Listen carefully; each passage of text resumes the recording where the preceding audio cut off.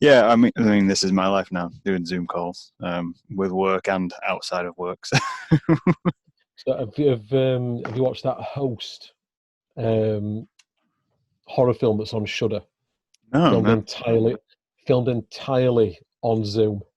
Okay. It's stuff like that's been done before, but Yeah. having used Zoom so much these past few months, just that. I mean, I work It's a bit nights realistic. and I spend nights on Zoom meetings with other colleagues, so I don't know if that's something I want to watch. Sitting alone, living alone, suddenly something's creeping up behind me. It is good. Because it's only it's done in an hour as well, so it's done Right. like a Zoom call. Oh, Jesus. Yeah. It's really well thought out. It's just when stuff's happening, you sat there thinking, Hmm. I use this app. Yeah. I use this.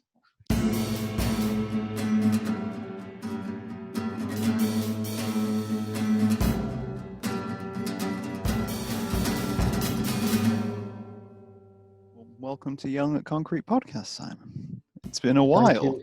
Thank you for having me on. I know we've been trying to work this out for a little while, and finally, Yeah. the ley lines of have ignited in the right direction, or whatever it is they do nowadays. Well, I think it's one of those things because I remember. So obviously we met. It was at Plastic Brain Press. Yeah. It was Crash Course in Brain Surgery. That's the name. I've got your book right here. Look at that. You know, Look at that. sending Who's that drunk handsome texts guy? while so. I know. Look at that. And some very nice words and a note inside from you and everything. Because I met you at that, and that was a few years back, and I think we floated the idea of sitting down and having a chat. We did, Around. and then obviously, I mean, at the time I work in a full-time job in retail, and things end up getting pushed back. And then obviously last year I did my first show, Stained, which won the Hive Award at Manchester Fringe, and then I got made redundant. And then it's just been sort of everything's happened from there, as we all know. Yeah, life kind Yeah, of happens, doesn't it? life finds a way. Yeah, I mean, this is kind of I've been watching because that's the thing. Like we chat and we met and we had a few drinks and whatnot, as you do when you meet poets, and then you just seem to have this bit of a whirlwind of, like you say, going up and doing Fringe and getting kind of your awards and bits for that. So it was just nice to watch from the outside as someone who'd kind of come along to like one of your performances. I mean, I will be the first to admit I'm not a spoken word follower. I'm not a poetry follower. Crash Course I went to because of the people who ran it, and they kind of introduced me to more of that stuff. So you were one of the first people to ever kind of like come onto my radar of like, oh yeah, actually it might be interesting to follow a performance artist and that kind of thing. What do you classify yourself as now? Because on the book you're a punk poet. Well, I mean, on your original book, not your new book. yeah, I mean, it's weird. Things have evolved. I mean,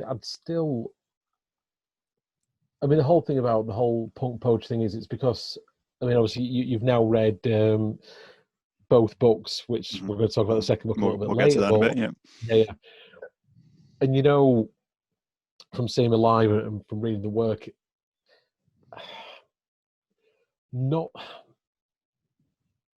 I like to be direct at times rather than using big fancy words. Sometimes I just like to get to the point of things. And even when I did the show, which all been well, COVID being what it is, that should have been on tour this year.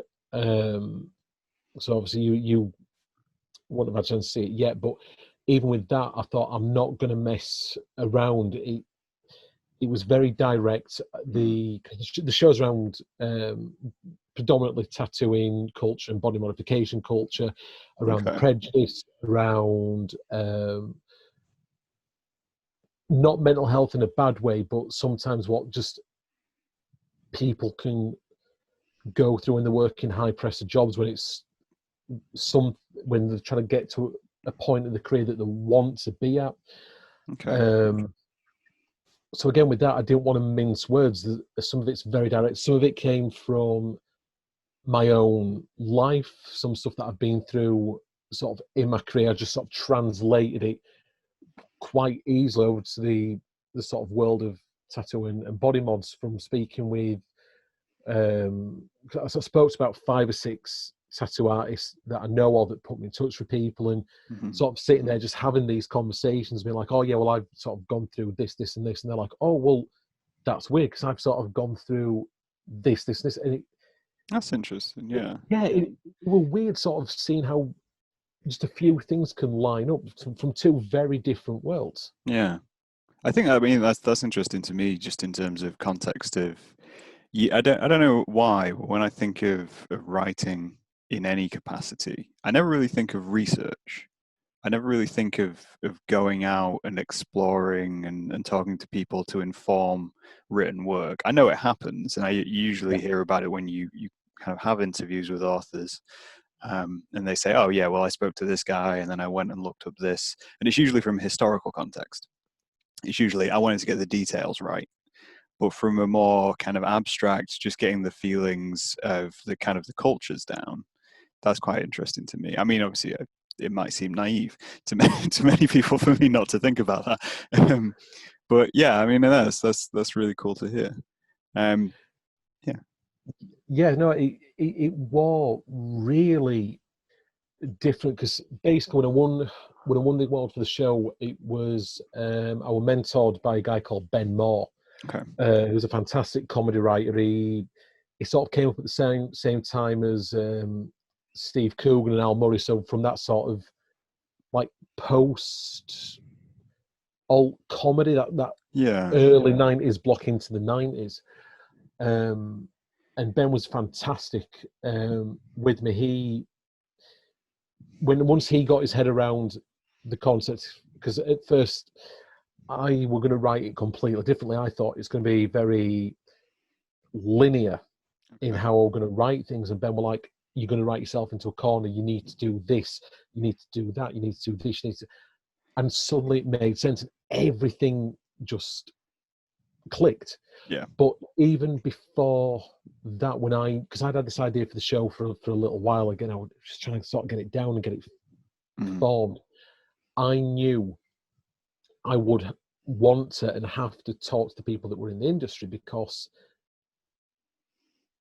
they know this terminology. They know these yeah, life stories. They've got frustrations, yeah, and I wanted to make sure that I did it as respectfully because I'm not a tattoo artist myself, but I wanted to yeah, make sure that I got their world as right as possible yeah. in a 60-minute show. I mean, I guess as well with that, because your style, I mean, one of the reasons I like your style is because you're so direct, because you break it down and you kind of don't, for lack of a better term, flower around it, whatever subject you tackle. Whenever you kind of go into something, I guess you maybe have to be more careful because a lot of people can hide behind a lot of fluff. That's You it. know, Yeah. you can hide behind a lot of drapery and go, "Oh, well, actually, I meant this," when someone questions you on it. But when you're being very clear cut, there's not much to hide behind. Which I guess That's it. I think might be interesting as well because, like, to me, when I think of tattoo artists and when I think of body mods, I think of that as a way of expression when you're unable to be direct in a way. Kind of people Yeah, use it I as a get way that. of going, well, I can't be direct, so I'm going to modify myself on the outside to say whatever the fuck I want to say. Um, so yeah, it's kind of a nice little conflict of Yeah, contrasting ideas. definitely. Um, yeah. So how long have you got any plans with that? Is there due for it to move or develop? Yeah, I mean, because again, the weird thing was because the show debuted last technically summer, Yeah. I didn't get a chance to get it out before Christmas because everyone at that time was getting ready for spring. So Yeah. this is in summer 2019. Everyone's getting ready for spring 2020. So Didn't we did a show. happen. Exactly. I did. Um, I did one show at Huddersfield with it, Mhm. and that was at the start of March, so it's just as COVID was really starting to bubble. And then it was supposed to come home to Wakefield literally, I think it was supposed to be the week or 2 weeks after. And I start to feel a bit uneasy because, again, it's when a lot of venues were starting to say, we're just going to see. I didn't feel too right getting nearer, but then obviously lockdown happened anyway. Yeah. And as we know, because that rule of 6 is now coming, we can't even put it on now. I've done some stuff on like Instagram Live, I've done some Zoom gigs, but for me, I don't want to put the show online just yet. I would rather wait and try and get it back out properly to an audience wherever, as it should be. Yeah, you know what I mean? I mean, when you think of your work, obviously, for the most part, I've seen it written.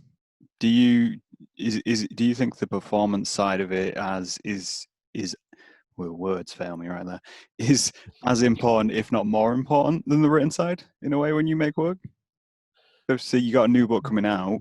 I mean, that's going to go written.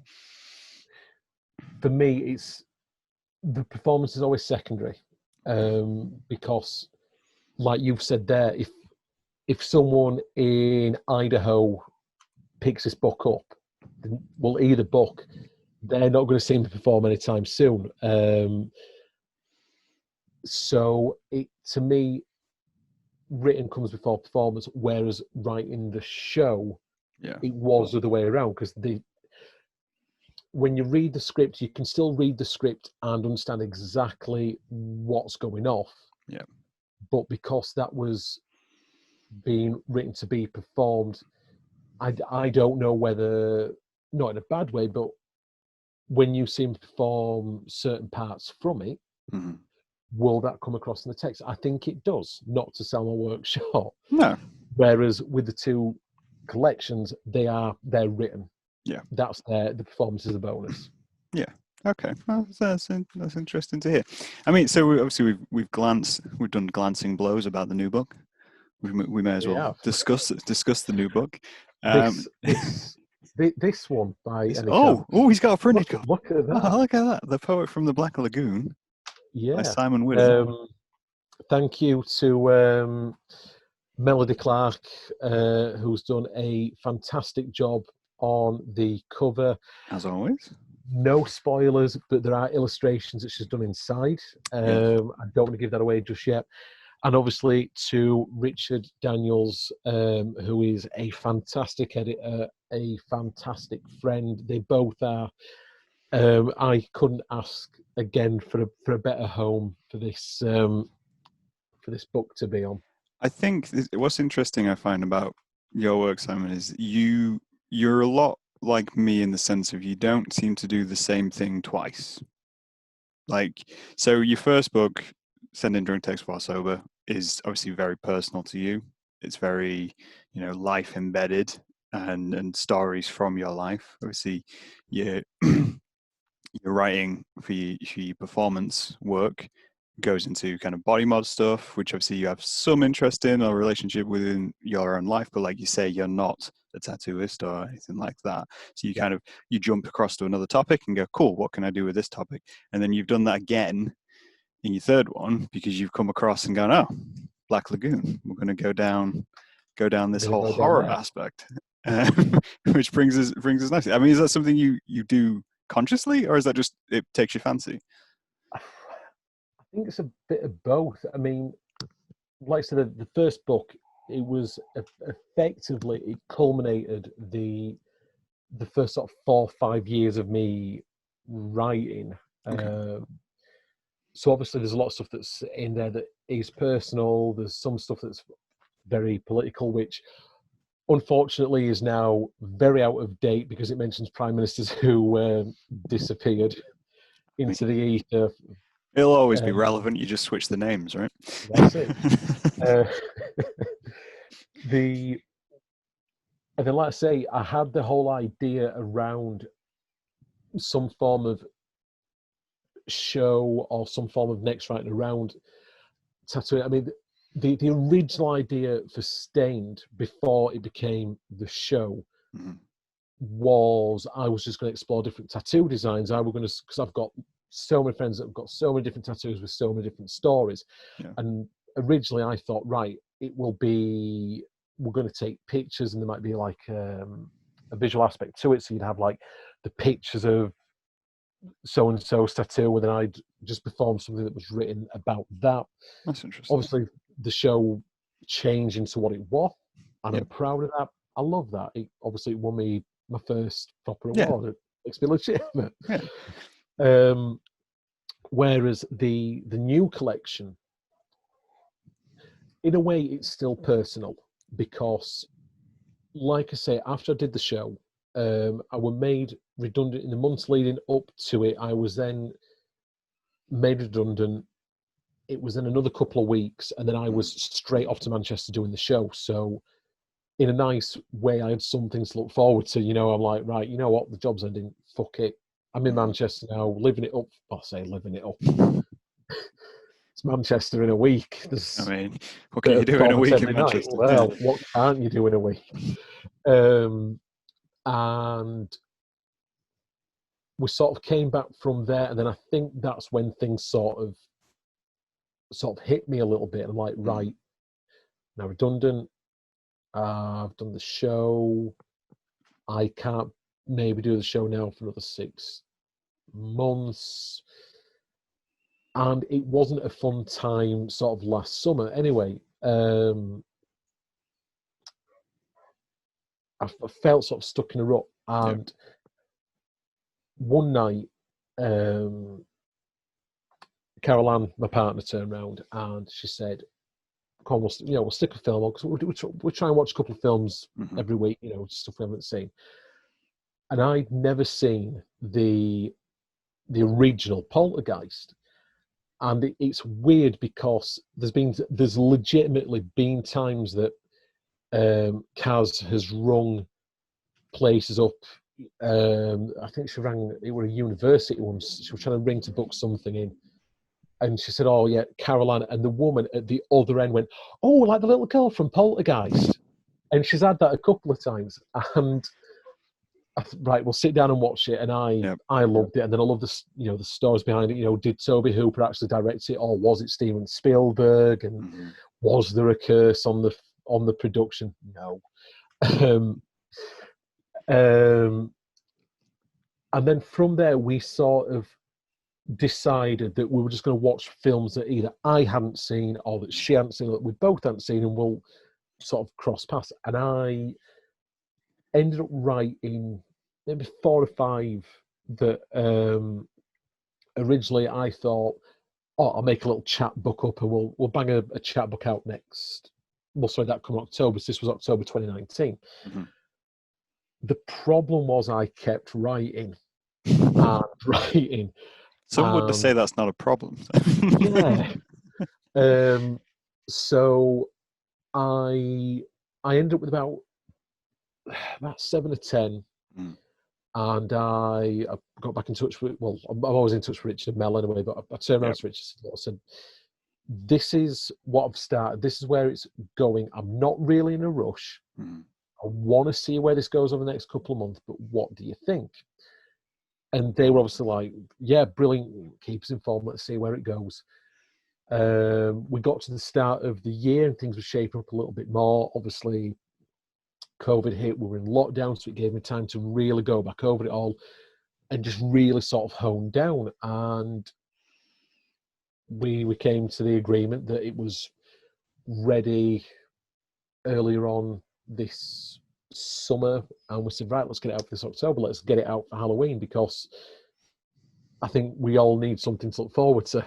Yeah, no, I think that's a fair way of looking at it. So obviously, having read it myself, or the majority of it, in the time I was given. Second time I've had to do homework for this podcast.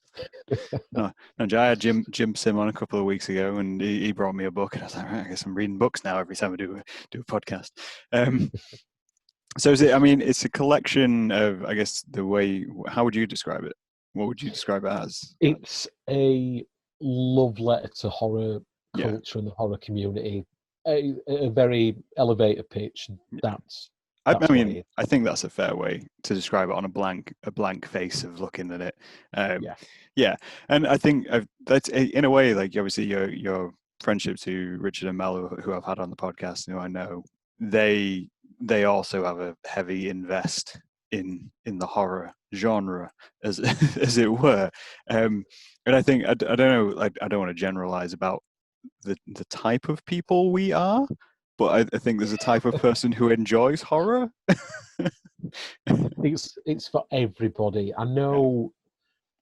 I know people go, oh, I don't want to watch it because I'm squeamish or I don't Mhm. like blood and guts, but horror's such a wonderful, broad church. You know, when you go from the old, the classic Universal Frankensteins and Mhm. Draculas with Karloff and Lugosi, and even the campy Vincent Price stuff to stuff like Poltergeist, to the even like the recent stuff like the Conjuring universe or Sinister. There's something out there for everyone. There Yeah. really is. I mean, at the moment, I don't watch a lot of modern horror. I wouldn't say. When it comes to horror, I'm fairly old school in terms of that. I watch the classics, and I Yeah. enjoy that kind of stuff. Like Nosferatu is one of my favorite films. And in a way, I watch a lot of horror for the cinematography and for the effects. Well, German expressionism's beautiful. Yeah, it does. I mean, I studied film as well, so it's like it's a big part of that, and I find it quite hard to invest myself in horror in a way. So it's like making that disconnect, suspending disbelief. I find quite hard to do.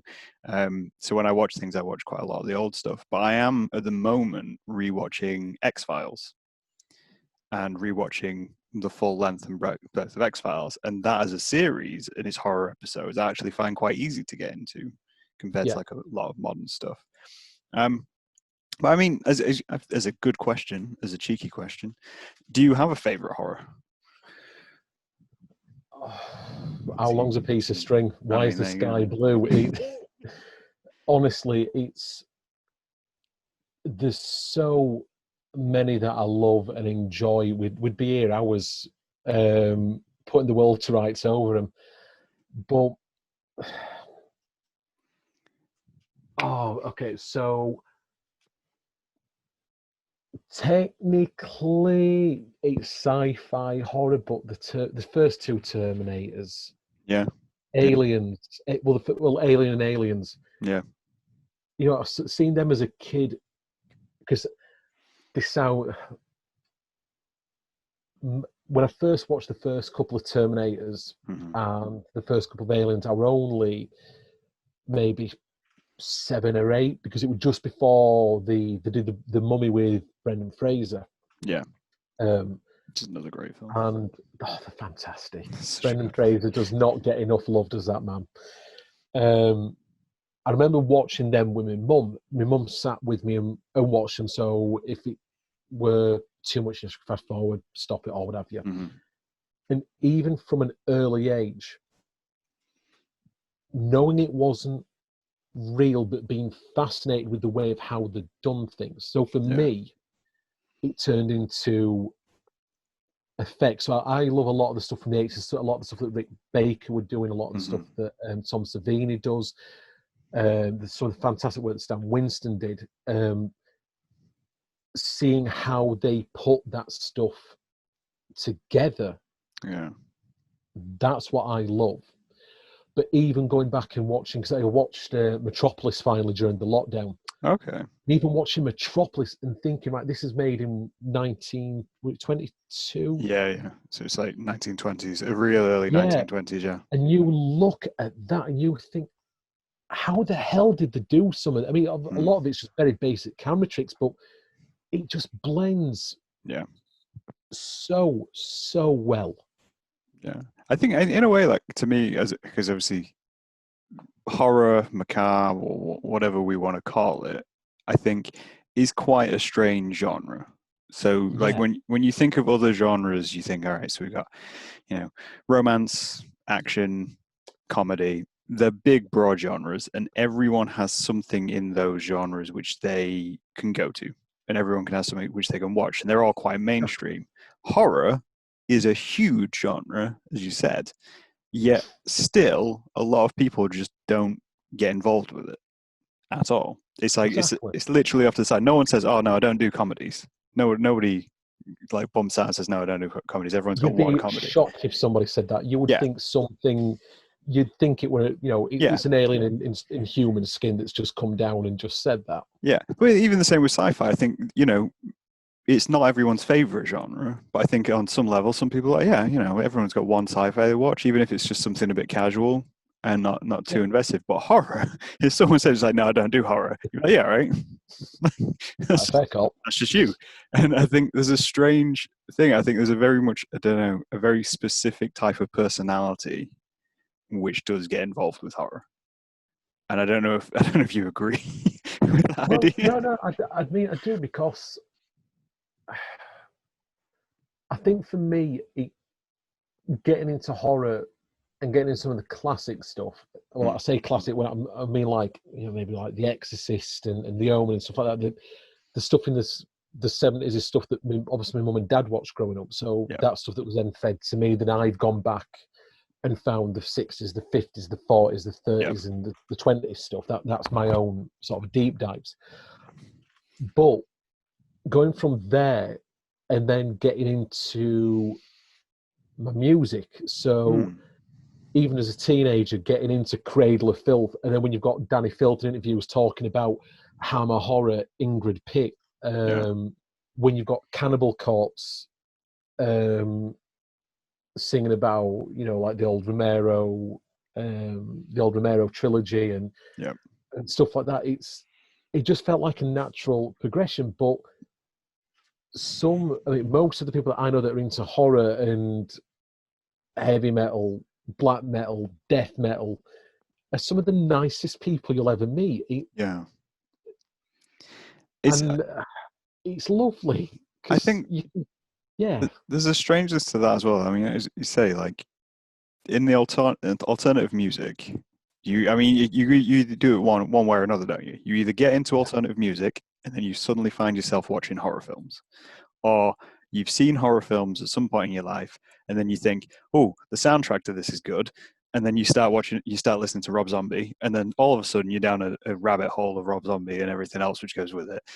And I think it's a real nice coupling. And the people, as you say, the people who are heavily into it, when you meet them, it's such a contrast, because you're like, okay, well, we've got a weird obsession with death, but all of us are just quite alive as personalities and people. Exactly. It's almost like we're trying to make up for it. Because that's it. You used to have that sort of old stereotype of it's the weirdo in the bedroom that's watching all these video nasties, and it isn't. It really not that I'm knocking those people out. If you're an introvert, you're an introvert. If you're an extrovert, you're an extrovert. It's a beautiful contradiction in it, that you can be into this dark, brooding, atmospheric gore fest, but you're a father of two and you go into the PTA meeting next week and you've got involved with a nativity scene. That's what I love. I love when you get someone, especially, I've discovered this being single and you're on Tinder and you kind of looking through people and going, all right, well, what are you into? Blah, blah, blah, blah. And you discover their music interests and like, my favorite artists are like Ed Sheeran and a lot of like mainstream stuff. And you're like, okay, cool. And like, what films do you watch? It's like, no, I'm just really into horror. And you're like, oh, okay, that's. I mean, it's nice in a way, but then at the same time, like I don't know why I kind of approach that as people and go, okay, I feel like there might be something wrong here, like, and I feel really bad about it because you're saying, okay, well, no, you've got this whole life, and then you've just added in this horror bit. Whereas I feel like, I don't know, people who like ourselves who've got everything in one genre are easier to trust, maybe, because you're like, no, you've worn it all in your sleeve.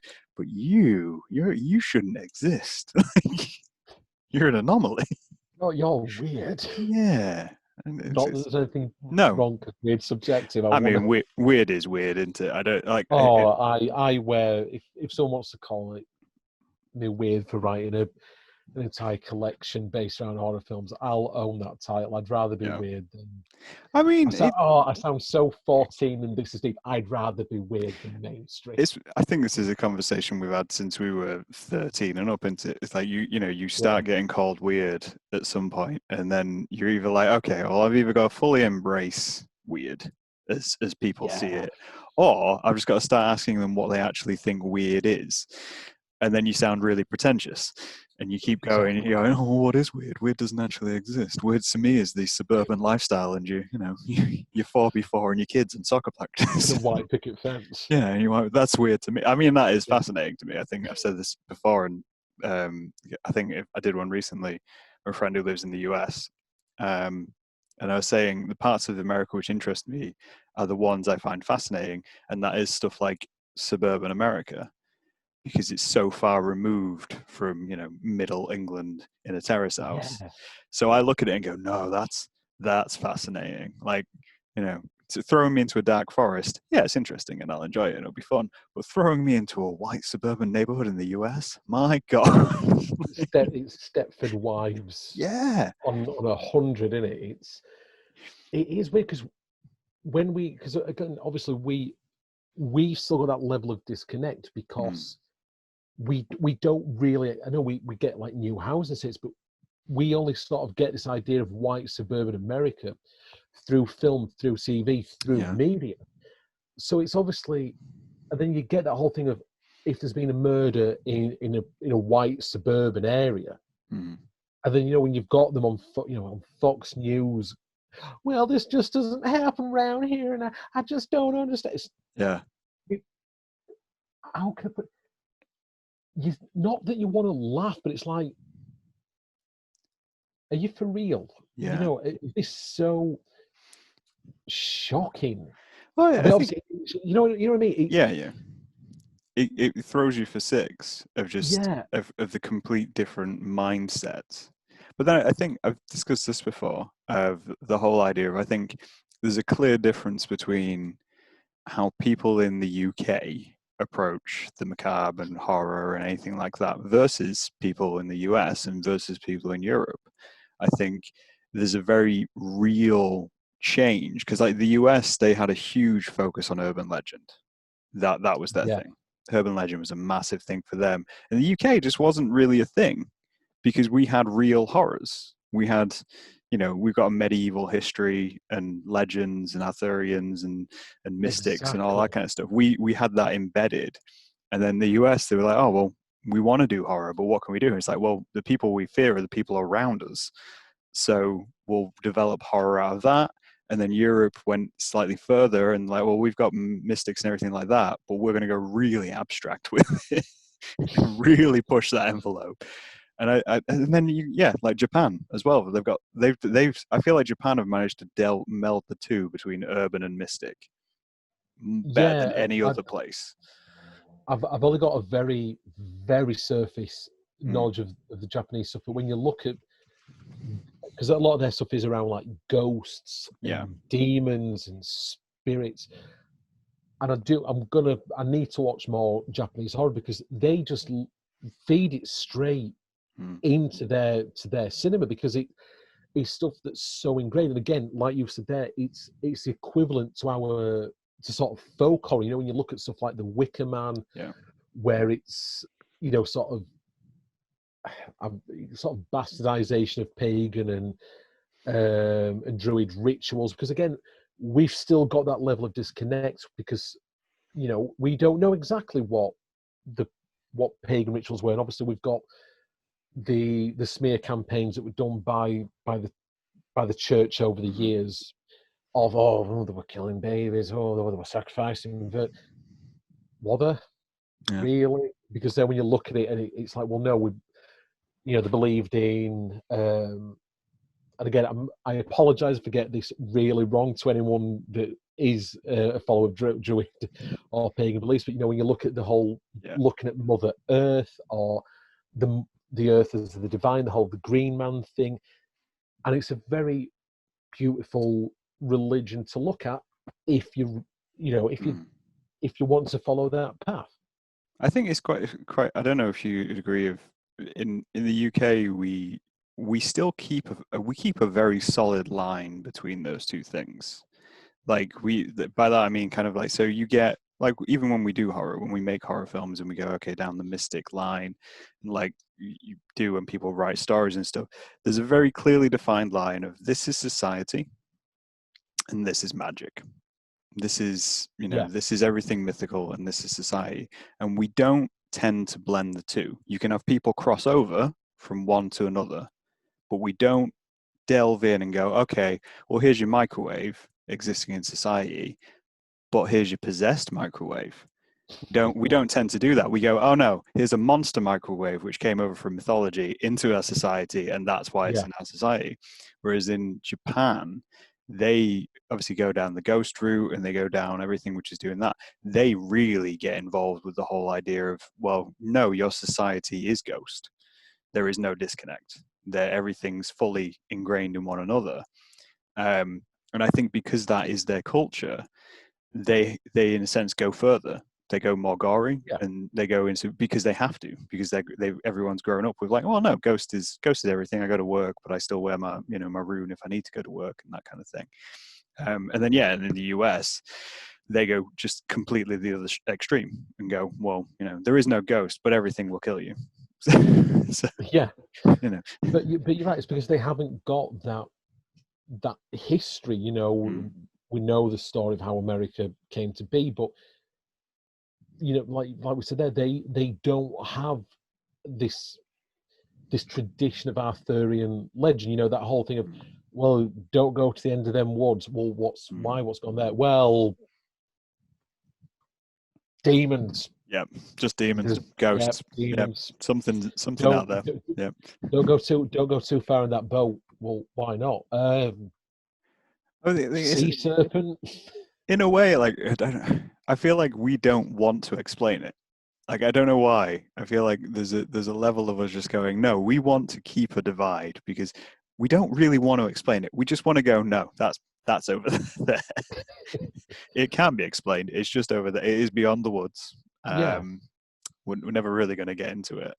Which I think is, I think that comes back to the idea of people like us. I think you have to have a level of curiosity in your personality, which makes you want to get into horror or macabre interests.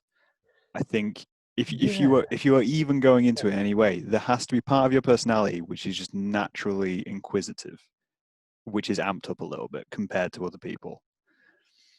Well, that's it. I mean, look at I know it's a bit cliche to say, but look at the, not obsession, but look at how far now we look at serial killers. Mm. Now, I've not watched episodes 2 and 3 yet, but the Dennis Nielsen series started on ITV Okay. on Monday night. David Tennant's playing him. That was the highest viewed. Well, episode 1 was the highest viewed drama on ITV, with 9.2 million people watching it. Yeah. Now, is that people watching it for David Tennant? Is that people watching it because they want to see the Dennis Nielsen story?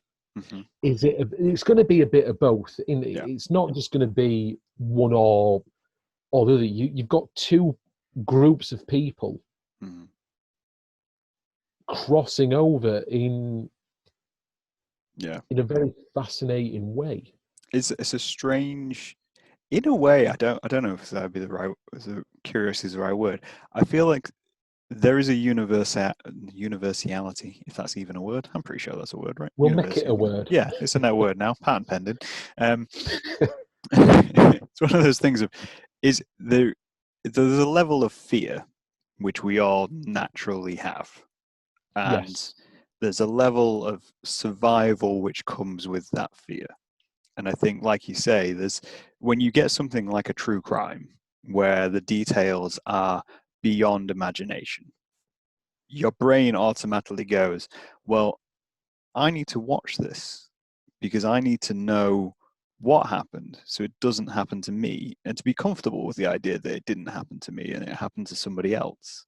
And it pushes that level of fear. And I think with horror, I think your brain goes a little bit further because you're able to make the disconnect, and you're able to go, well, this was a bubble. What else happened? So some people will stop at the bubble and go, oh, okay, this happened. I've satiated my curious interest in what happened with this person. I don't need to know anymore. I know that bad things happen. Whereas when you are into horror, your brain just goes, well, is that the worst that could happen? Because maybe more could happen. And I feel a little disconnected from it, but we should go down this line, shouldn't we? Because I mean, I listen to, so I to say I make a podcast, I don't listen to many podcasts. I listen to Last Podcast on the Left, who cover a lot of true crime, obviously. Yes, I've listened to a few. Again, Kaz into them a bit more than me. She got me into them. Yeah. But weirdly enough, they covered, and I don't know if you've listened to the episode, but I can send you the link after this. They covered a murder that happened in my hometown in the 70s. Okay. I mean, there's a fair chance I've listened to it. I can't remember. Yeah. And this is the weird thing, because what happened isn't really spoke about in the town. And I do want to be a bit sensitive here, because the two, as far as I'm aware, the families do still live, if not in Ossett, at least very locally. Yeah, that's fine. But as a sort of an overview, it was a man who basically believed he was possessed. Went over a couple of towns to receive an exorcism that didn't go right, and sadly, unfortunately, he returned home, murdered his partner and the dog. And again, as far as I'm aware, where this happened is roughly a 10-minute walk from where I am right now. Yeah. It's something that happened effectively down the road. Yeah. It doesn't get spoken about. There was very little press coverage, and like I said, this were in the 70s. Yeah. And it's the stuff that happened within it, and the attack. It was horrendous. Yeah. But it just feels like there's a disconnect, because it isn't spoken about. Yeah. Because obviously, I completely understand if the families are still living locally, they don't want to deal with it. But for then, Last Podcast on the Left, which is this big American-based podcast to cover this thing that happened in my town. But again, I suppose that's the same as a British podcast covering a big murder in America. So again, you look at stuff like with Bundy with Bundy, when he hit sort of these small towns, and when he would go into the dorm rooms and stuff, or even with Columbine. And you think when Columbine happened, I mean, we'd have all still been kids at that time, but that was world news, and that's just this small town in America, which again was what was so shocking for the American culture at the time, because this was white suburban America, and then middle America. That's it. And then, as we know, Marilyn Manson ended up getting a massive bulk of the blame. Eminem, suddenly these men were told, "You're responsible for this." How are we? Which leads back to almost like the Satanic Panic, when Judas Priest and Ozzy Osbourne and all these bands were being told, "You're responsible for these kids committing suicide. You're responsible for these kids committing murders." And I mean, do you ever think of that as an artist? Obviously, I mean, even mentioning there, like artists like Eminem, Marilyn Manson, Judas Priest, they went through huge amounts of backlash because what people associated with their work, even despite the fact they just wanted to make music. They just wanted to make music, and that's what they were doing. And nowadays, you don't really see it. Like, it's not as big as it was. It isn't as prevalent. You see a lot about it to do with sex, but you don't see a lot about it to do with violence, where people try to associate art with violence. I mean, obviously, you're always going to get the people that come at you and say, oh, violent films call violence, blah blah blah blah. But do you ever think about that when you're kind of creating work? Because obviously, dealing with things and looking at things which are in the macabre, of how that is interpreted, or a responsibility when you're creating work like that? Or do you worry that someone might come around and be like, well, you're profiteering off horror, you're profiteering off fear? Is that a concern? I mean, luckily, I don't think I've ever done that. I mean, I think the nearest I've come to something like that was writing the show. Mm-hmm. Let's say when I reached out to all these different people, I reached out to one studio, and I spoke to a guy that were sort of temping there. I said, "Oh, explain what I want to do." I sort of gave him a TLDR of the show, and I said, Mm-hmm. I want to make sure stuff's right. Can I just come in and have a chat with you?" And he said, "I haven't got an issue with it, but you need to speak to the head guy." Right. Fair enough. I understand. Went and spoke to him. And this guy basically chewed me out and said, "How dare you? You don't know anything about this world. How dare you write about this? Who do you think you are?" All right, fair cop. I'm not being funny, but there's 4 or 5 other people that do want to talk to me. Mm-hmm. But I respect that. This lad has been tattooing, for 30, 40 years. I understand how whether it was a bit of a miscommunication in what I was saying to him, because again, I didn't want to give everything away on Facebook, so I wanted to ask him a few questions. Yeah. But I think that's the closest that I've ever sort of come to that, because, but again, I understand exactly where this guy was coming from. It's quite a strange situation, I think we put ourselves into when we do things like that. I mean, obviously, as artists, we try to research and we try to be as respectful to a subject matter as possible. But we do, we force ourselves into situations. We force ourselves into things which are interesting. I think there is a whole conversation there, which could be had at some point, about cultural appropriation and things like that. Yeah. Do we even have a right to do things like that? Do we have a right to make documentaries, make films where the topic is not something which we are, not something which we're involved with? I know back in uni, I wanted to do a photography project based around Japanese Lolitas, and get involved and kind of research and basically find out about it. Because again, I'd just been led down the line of curiosity. I looked at it and went, "This is incredible. What is this thing? How is this thing?" And the very first step I made was probably heavy-handed in terms of just putting a post on a forum and saying, "Oh, hey, would anybody be willing to talk to me about this?" And I instantly got shot down of, "No, get the fuck out of here, blah, blah, blah." And I dropped it as a subject. I fully dropped it as like, I am not even opening that can of worms of what could come, or what could be anything else. And I know, like, when I make work, I tend to tread the line between full nihilism and depression and thoughts like that, and what is considered just kind of critical thinking. So I think there is in a way there's a responsibility with our own curiosity to think, okay, you have to be somewhat self-aware of what you're putting out, because it's so easy to be, to get people who would be curious, who got into things like we did, just out of curiosity, and then be misled. And I think it's like, obviously when you're on the smaller scale, as neither of us are Marilyn Manson.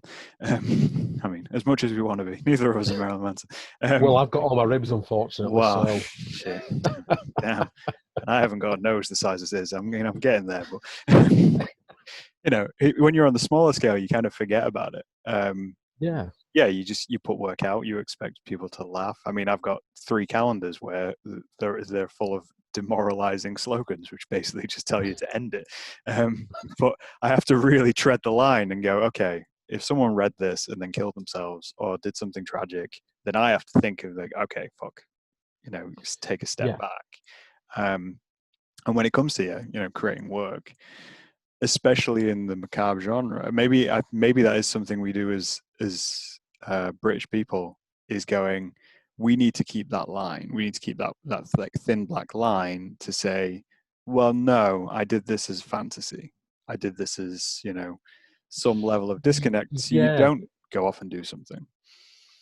I think it is keeping that boundary. I mean, I would never I would never ever intentionally aim to upset anyone Mm-hmm.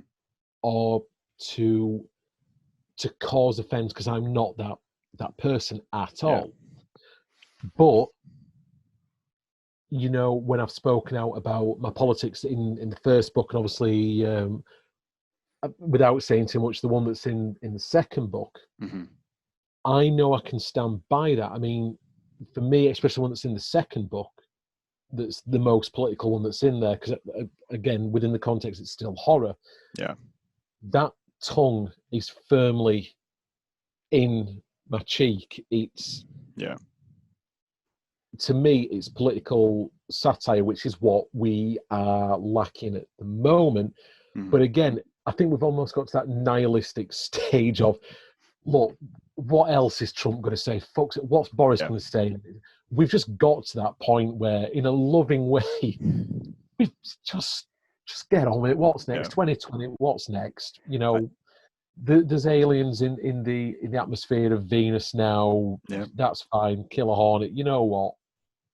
Yeah. Fuck it. I think it's a strange thing as well. I think, in a way, horror and horror, science fiction, and like you say, political satire, they all face a challenge right now, which we have never really had to face in terms of art and a genre, which is that reality is stranger than fiction right now.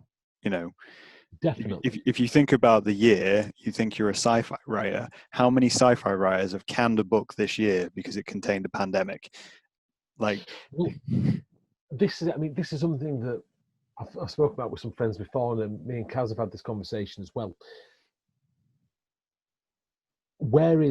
First of all, in terms of, if we take it back to films, first of all, where's pandemic horror going to go? Because I don't think we're going to see a pandemic-based horror film now for a little while.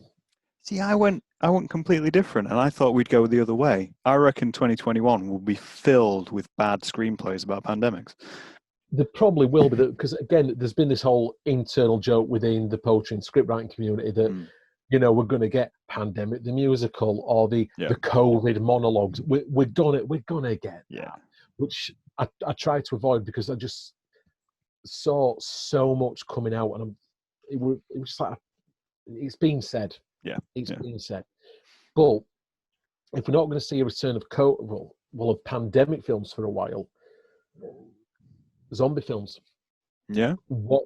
Because again, zombie films got into that trend, didn't it? Of, especially after 28 Days Later. Yeah. It's a virus, or it's man-made, and in a loving way, I would love to see a return to maybe not so much white zombie as in the Lugosi film, but sort of the mysticism side, but just sort of back to that Return of the Living Dead, Romero sort of, it just happened. Yeah. We don't need an explanation. The dead have just come back, which I think would make it, I don't know if anyone's planning it, but wouldn't that make just a good end to 2020? December 2020, someone turns around and says, here's a fictional zombie film where here's the end of 2020. We've just got zombies on top of everything. Just why not? Just slap zombies. I think it's a strange thing, especially in cinema. I think in cinema there's a risk of having to explain everything, and I think the Star Wars films suffered most from this. Is they wanted to explain everything, so they did, and then everyone complained because it removed the magic from it all. It removed the whole idea of anything kind of tragic. But then when it comes to horror, I mean, personally, like we say, like a resurgence, I'd love to see a resurgence of films like The Reanimator. Yes. And things like that, where it's, okay, we explain it, but how do we explain it? We explain it by literally going, we made this. it's not magic. It's not something gone wrong. We were intending to make something horrific. We were Yeah. lobotomizing people. We were doing stuff like that. And in a way, I feel like that might be the way horror genres go, because we've now experienced, we experienced pandemic. We've had Yeah. zombies. We've had, those kinds of things. And we're stood going, actually, no, what is the worst humanity could do that we could put on a film and someone would watch for entertainment? I feel like that it's got like a nice little twist of going, yeah, you know what, we could do some terrible things. So, No, I get it. Like sort of that return to, some of the I know it's cheese, but like some of the old 50s B movies, like the radiation's caused the 50-foot woman or tarantula and stuff like that. It could. I think. As we know, Scream's making a comeback. They're doing Scream 5. Well, it's going to be a requel to Candyman. That should have come out. That's now been pushed back till next year. Which both of those have, you could argue, have purely come off the success of the Halloween reboot the other year. Which, if done right, I'm all for. I'm still waiting on a new Friday the 13th. I'm waiting on a reboot of Nightmare on Elm Street. I'd love to see Robert Englund come back and do Thor. I really. Why? Because why not? I feel like with Robert Englund, you just beating a dead horse at some point, because it's just like he's just been in it over and over. It's like Doug Bradley though. Doug Bradley stuck with Pinhead for so long, and then when it got to that point when Dimension Films was saying, we need to keep the rights, we're just going to make another film. Oh, right, okay. When are you looking to film this? Oh, we're filming it in 2 weeks. There's your script back. I'm not doing this. Yeah. He's stuck with it for so long. I think that's. So me and my friend Brett, we watch a lot of bad films you can get from CDX. So we go to CDX in the 25p, 50p films. We pick up as many of them as we can. And you notice a trend with them in the aliens and horror go hand in hand in those scripts all the time. But when you think of mainstream horror films, aliens are very much separate. You don't, since the 80s, we've moved away from it. No one goes, oh, we've got this coming out, and no, it's an alien craft landed and all this kind of stuff. For some reason, we just went, nah, you know what, aliens, they're a sci-fi thing. They're not a horror film. They're an action film fodder. But that's it. You look at the original Alien, and it's a haunted house movie. Yeah. They are trapped. It's in one location. There is the monster, and that's it. Obviously, Cameron turned around and said, oh, no, I want to make Vietnam in space, and that led to Aliens, which, God, that is a brilliant film. That's a hell of a pitch as well, to walk into a movie studio and just be like, so what do you want to make? It's like, I want to make Nam in space. And I like to think there was a pause, and he pulled off full on, just like leaned in and just in space. Why not? Go for it. But then you're right, you sort of then... Aliens was probably the last big alien film in the 80s, apart from E.T. Again, polar opposites of alien-based films. And then we didn't really get anything big then until what? Independence Day in 96, 97? Yeah, but then, again, 90s. Independence Day, you'd already jumped to action film by the time Independence came out. It was part of that whole disaster film trend of the 90s. When you had Independence Day, Armageddon, Dante's Peak, and you had all that sort of bubble in the 90s where Will Smith were just in everything. Yeah. I feel like I don't know if I could take too much Will Smith. I feel like he should be back in things, but I don't want him back in action films. I want Will Smith back in comedy. I want another... It'd be nice to see him do a Men in Black that wasn't terrible. Or a Wild Wild West sequel. I've got no qualms with Wild Wild West. People crap on Wild Wild West, and Wild Wild West was fantastic. Like, if you watch it as a child, that film is fantastic. And then you watch it as an adult, you're like, okay, there's a lot of problems with this film.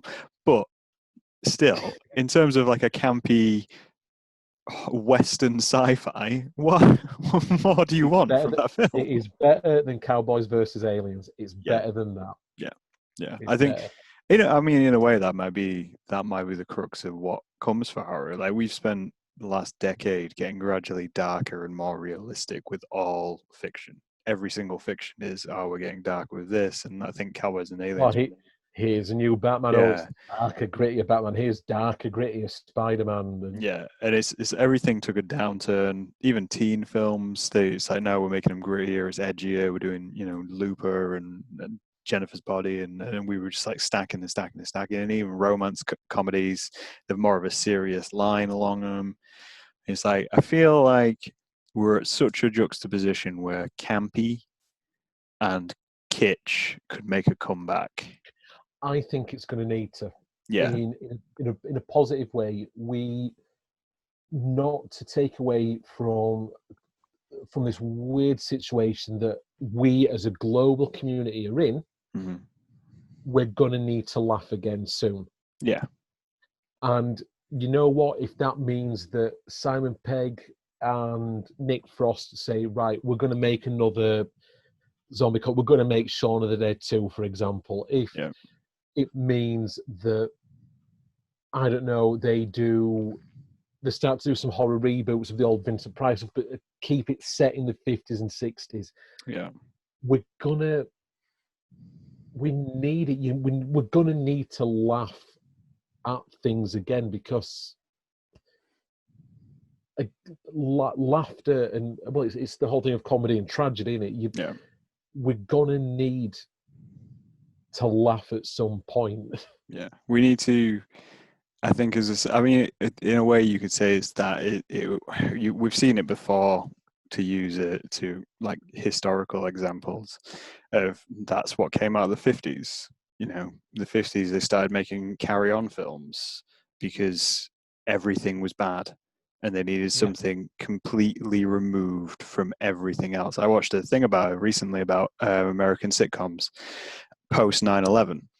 Pre 9/11, every sitcom in the US was based in New York. Post 9/11, everything moved out of New York apart from Friends and Seinfeld. Everything. They picked everything up and it all went to the Midwest and Middle America, and all your sitcoms started being based in suburbia and off the beaten track places because they had to remove themselves from the content. And I think because we're in a situation where the world is in such a globally known dark way. Obviously, the world is always in a dark way, one way or another. But because it's very on the cusp of everyone's knowledge, I think you're going to have to go zany, and that's something which studios aren't comfortable with. So when it comes to creators down the line, I mean, like yourself, you release a horror poetry, it's on that edge of like going, oh no, we're taking something and we're just going, yeah, this is fun now, guys. We can enjoy things when it's dark. That's it. I mean, that's what. And again, it was Richard that said it, which I'm glad he picked up on when he first looked at it. This isn't dark and depressing. I didn't want it to be. You'll know from, obviously, because you've read it. It's a love letter. It's celebrating a passion and a love and a community that, again, is global. Yeah.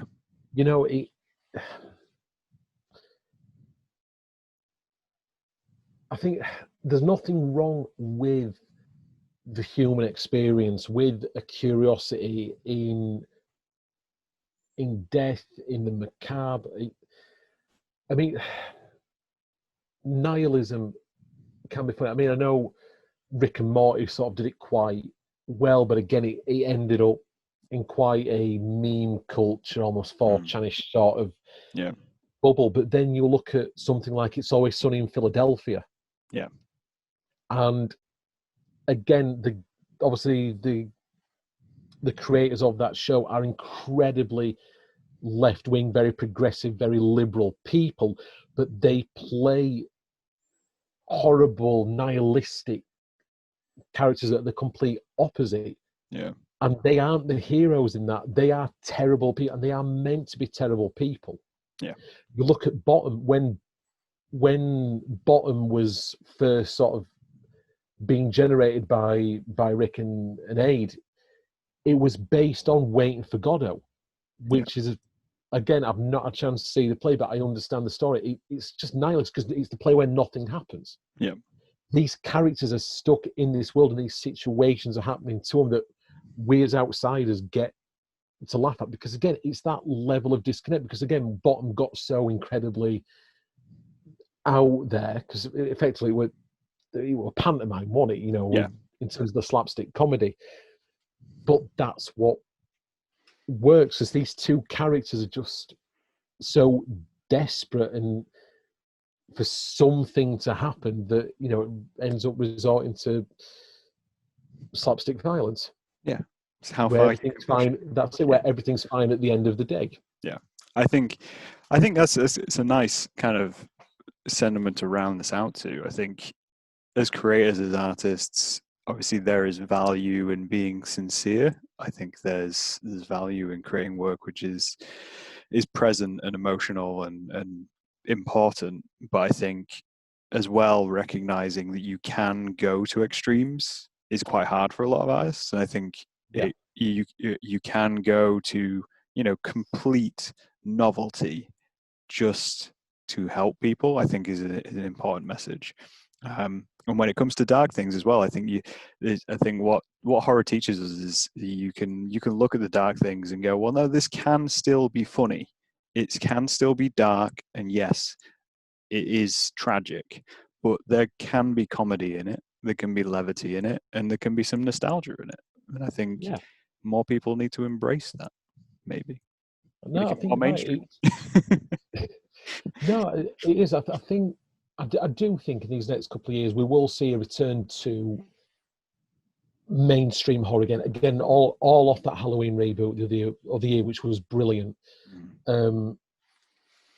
It's going to whet the appetites again. I think studios are ready to take that risk. I mean, again, I know we don't know much about the movie, but to bring James Gunn into the Suicide Squad sequel, reboot, whatever it's going to be, and again, it's going to be a violent film. I've no doubt about that.